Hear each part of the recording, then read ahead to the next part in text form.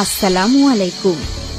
একাধিকবার ক্যান্সার চিকিৎসায় জাতীয় ও স্বর্ণপদকপ্রাপ্ত ক্যান্সার স্পেশালিস্ট অধ্যক্ষ ডাক্তার এস.এম. সরোয়ার স্যার গত ৩০ বছর যাবৎ ক্যান্সার, কিডনি, থ্যালাসেমিয়া সহ সকল অপারেশনের রোগীগুলি অপারেশন ছাড়া জার্মানি মেডিসিনের দ্বারা স্থায়ীভাবে চিকিৎসা করে আসছেন। বাংলাদেশ গণস্বাস্থ্য হোমিওর দ্বারা ইতিমধ্যে কয়েক হাজারেরও বেশি রোগী সুস্থ হয়েছেন। এখন পর্যন্ত যারা চিকিৎসা নিয়েছে তারা সবাই আলহামদুলিল্লাহ সুস্থ আছেন। এর যথেষ্ট প্রমাণও আছে।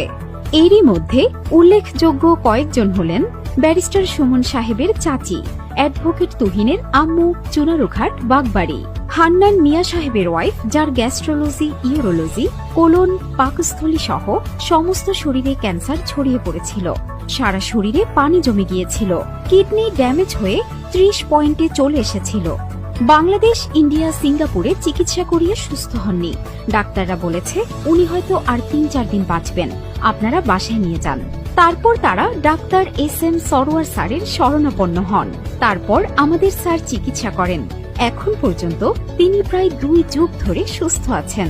এছাড়াও আমাদের সাবেক রেলমন্ত্রী জনাব মুজিবুল হক সাহেবের প্রধান গানম্যান জনাব মুস্তাফিজুর রহমানের ছোট ভাই ভোলার মাস্টার